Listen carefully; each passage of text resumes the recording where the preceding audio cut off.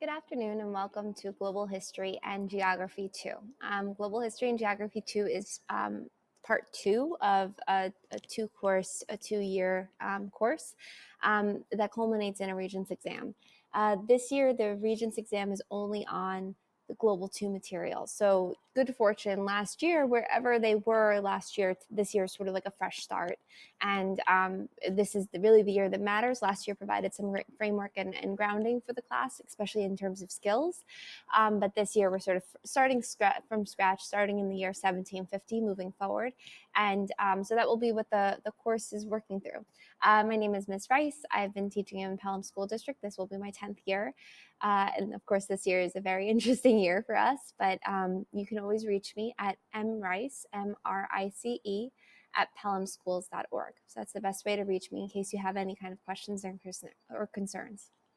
Also, I really want to encourage your students to take advantage of Academy period. Academy is all virtual. So to visit it, you would go to meet.google.com and then just type in the nickname Rice. I've shown the students multiple times, and I've also put it on Google Classroom. But of course, I would love to have your support and guidance in terms of getting students to log in and to join our classroom community there. So the year at a glance, it begins with, as I said, in 1750, and it will go all the way up to today, to modern issues and modern conflicts and questions.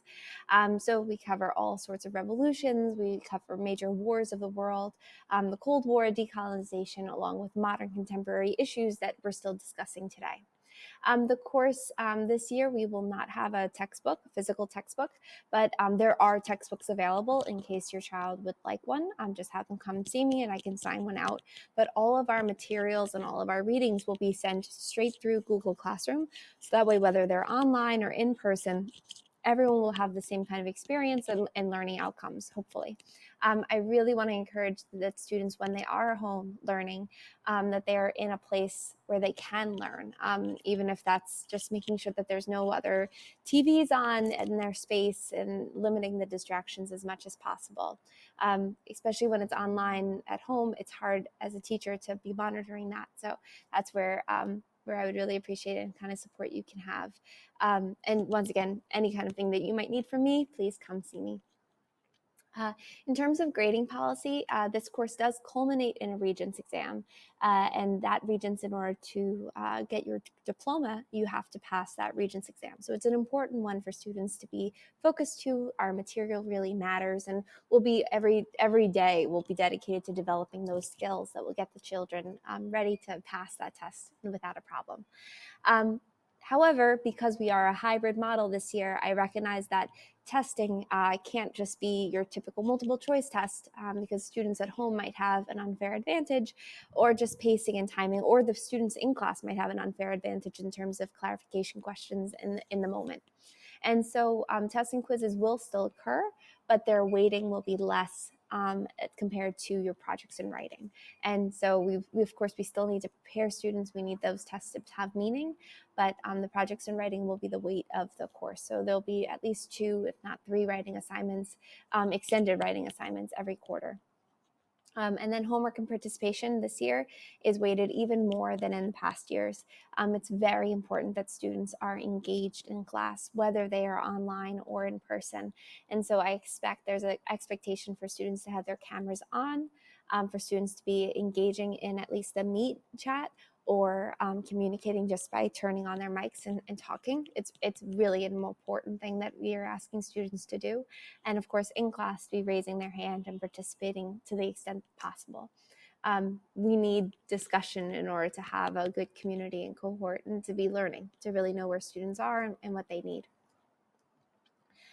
As I said, the Regents exam itself, and I want to show you some of the Regents questions so you get a sense of how our tests will be modeled, because all of our questions, between the essays, short answers, as well as the multiple choice, will all reflect the skills needed to perform well on the Regents exam.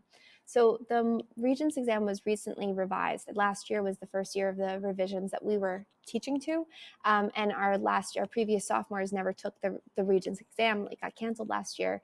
So this incoming class, the current class that we have, will be the first in our school to be taking this new Regents exam, although we're well prepared for it, and we've seen many examples of it now.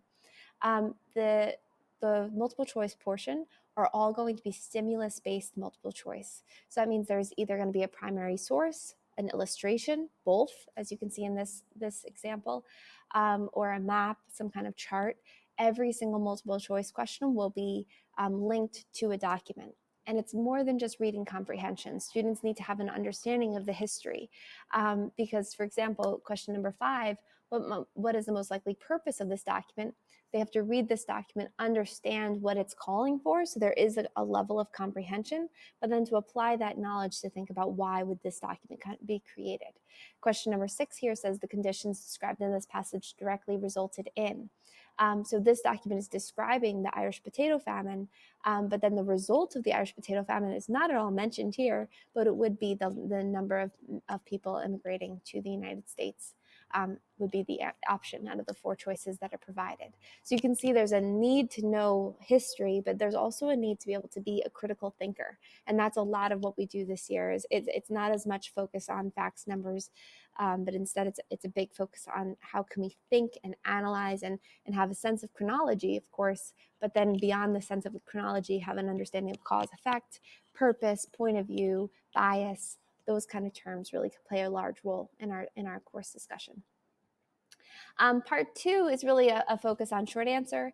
The first question will always ask, what are the geographic or historical circumstances that led to that event? And so historical circumstances and geographic circumstances will be the first focus of our class.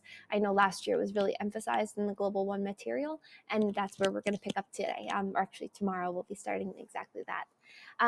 Question 2 of the sources will be asking for either point of view, bias, audience, or purpose. So as you saw in the multiple choice question, similar idea, what is the, how did audience affect the messaging of this document, for example?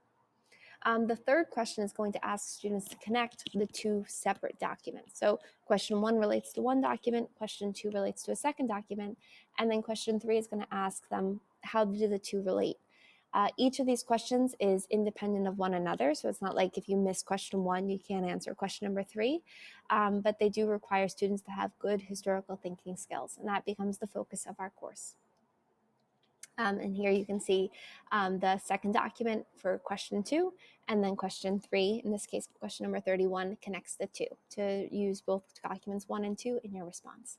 Most of our assessments will be in this format, the short answer format, because it really applies all the forms of critical thinking and allows students to use their own voice in the response.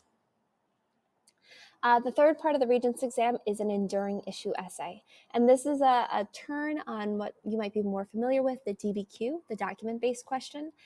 Students are asked to write an essay where they cite documents, but the essay question every year will be the same. The documents now will be changing.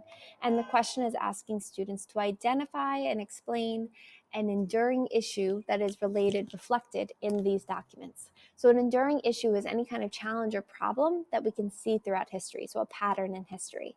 And so this essay is asking students to argue, to discuss over time some kind of problem that is exposed in all of the different documents. So to connect them, they need to use at least 3 documents in their essay.